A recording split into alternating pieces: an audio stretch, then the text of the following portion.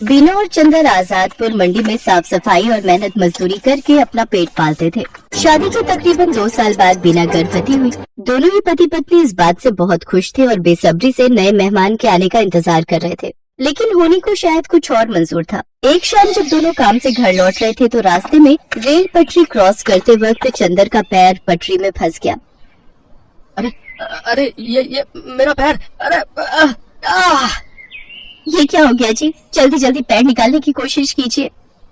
कोशिश तो कर रहा हूँ बीना, लेकिन ये निकल ही नहीं रहा। बीना भी उसकी मदद करने की कोशिश करती है, लेकिन उसका पैर बाहर नहीं निकल पाता। तभी उन्हें ट्रेन की आवाज आती है। जल्दी कीजिए जी, ट्रेन आ रही है। बीना, मुझे लगता है कि मेरा जाने का वक्त आ गया।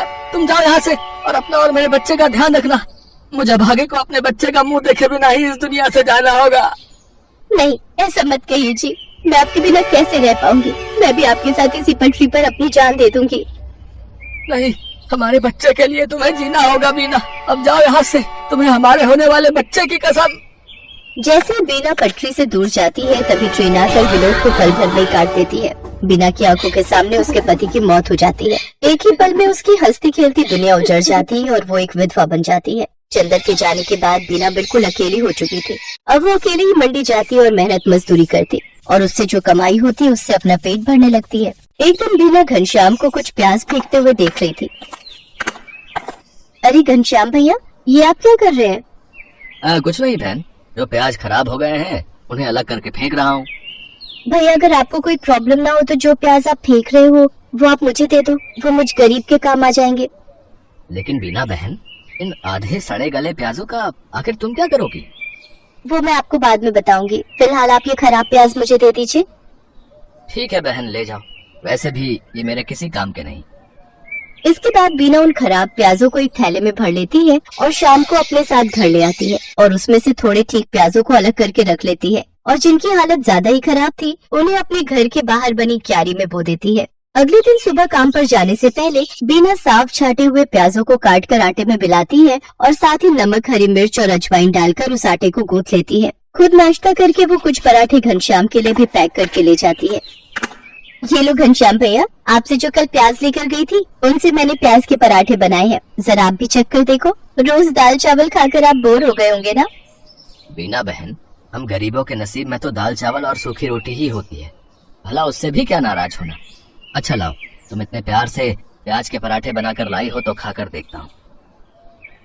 घनश्याम को बीना के हाथ के बने प्याज के पराठे बहुत पसंद आते हैं। ऐसे ही कुछ समय बीत जाता है। बीना को अब 7वां महीना लग गया था, जिस वजह से वो मजदूरी नहीं कर पा रही थी, जिस वजह से उसके घर खाने पीने की तंगी हो गई थी। ऐसे ही एक रोज जब वो खाना बनाने जाती है तो देखती है कि राशन के सभी डिब्बे खाली हैं। हे भगवान, एक बार को मैं तो भूखी रह लूंगी, लेकिन मेरे अंदर पल रही ये नन्ही जान कैसे भूखी रहेगी? इस हालत में तो कोई मुझे काम भी नहीं दे रहा, अब क्या करूँ? हाँ, याद आया, अपनी जमीन में थोड़े प्याज उगाए थे ना, क्यों ना उनको निकाल लूं? वो अब पूरी तरह पक गए होंगे। बीना उन प्याजों को निकालती है और पड़ोस से थोड़ा आटा उधार मांग कर ले आती है। उसके बाद स्वादिष्ट प्याज के पराठे बनाती है। उसके पराठों की खुशबू को सूंघते हुए उसकी पड़ोसन आरती वहाँ पहुँच जाती है। अरे वाह बीना, तेरे घर से तो बड़ी ही अच्छी खुशबू आ रही है। आखिर क्या बनाया है तूने?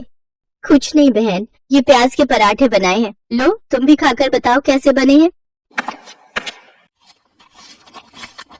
वाह वाह वाह, क्या स्वाद है बीना तेरे हाथों में। अरे इतने अच्छे पराठे तो ढाबे वाला भी नहीं बना पाता। मैं तो कहती हूँ तू प्याज के पराठे का एक ठेला लगाकर बेच और पैसे कमा। जब ऊपर वाले ने तुझे इस हुनर से नवाजा है कि तू इतना अच्छा खाना बना लेती है तो इसका फायदा उठा। उसके बाद बीना को सही लगी और वो मदद के लिए घनश्याम के पास जाती है। घनश्याम के पास एक पुराना ठेला था जिस पर वो गलियों में जाकर प्याज बेचता था, लेकिन जब उसने मंडी में खुद की दुकान ले ली तब से वो ठेला बेकार ही खड़ा रहता था। घनश्याम वो ठेला बीना को देने के लिए तैयार हो जाता है। घनश्याम शाम को अपना पुराना ठेला लेकर बीना के घर पहुंचता है। ये लो बीना बहन, इसकी मरम्मत मैंने करवा दी है, अब तुम इसका इस्तेमाल कर सकती हो। आपका बहुत बहुत शुक्रिया घनश्याम भैया, आपका ये एहसान मैं कभी नहीं भूलूंगी। अगले दिन सुबह जल्दी उठकर बीना सारी तैयारी कर लेती है और मंडी में जाकर अपने प्याज के पराठों का ठेला लगा लेती है। लेकिन काफी देर तक जब कोई ग्राहक नहीं आता तो वो सोचती है, हे भगवान, दिन ढलने को आ गया लेकिन अभी तक एक भी ग्राहक नहीं आया। अगर ऐसे ही चलता रहा तो मैं अपने होने वाले बच्चे को क्या खिलाऊंगी? लगता है अब बिजनेस चलाने के लिए कोई तरकीब लगानी होगी। एक काम करती हूँ, कम दाम करके बेचती हूँ। एक बार मेरे पराठों का स्वाद सबकी जुबान पर चढ़ गया तो वो कहीं और जा ही नहीं पाएगा।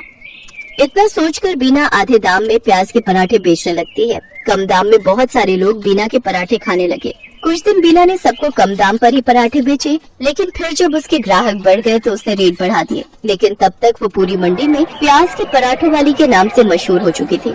कुछ ही दिनों में उसकी अच्छी खासी कमाई होने लगी थी। वो भगवान के आगे हाथ जोड़कर बोलती है, हे भगवान, तेरी कृपा से और कुछ अच्छे लोगों की मदद से मेरा काम बहुत अच्छा चल पड़ा है और मैं अच्छी खासी कमाई कर लेती हूँ। बस मुझ पर ऐसी अपनी कृपा दृष्टि रखना ताकि मैं अपने बच्चे को एक अच्छी जिंदगी दे सकूं। कुछ ही दिनों में बीना खुद का ढाबा खोल लेती है। अब उसकी खूब अच्छी कमाई होने लगी थी। उसका काम और बढ़ गया था, इसलिए उसने अपनी मदद के लिए 2 लाचार औरतों को रख लिया था। बीना की डिलीवरी का समय भी आ गया और उसने एक बेटे को जन्म दिया। महीने भर का रेस्ट लेने के बाद वो वापस काम पर जाने लगी और अपने साथ अपने बच्चे को भी ले जाती। अब वो काम संभालने के साथ साथ अपने बच्चे की भी अच्छी परवरिश करने लगी और खुशी खुशी उसके साथ रहने लगी। उम्मीद करते हैं आपको ये कहानी पसंद आई होगी। अगर आपने हमारे चैनल को अभी भी सब्सक्राइब नहीं किया है तो चैनल को सब्सक्राइब करें, बेल आइकन पे क्लिक करें जिससे हमारी आने वाली वीडियो सबसे पहले आपको मिल सके। तो मिलते हैं ऐसे ही नई कहानी के साथ नेक्स्ट वीडियो में। आप सभी को राधे राधे।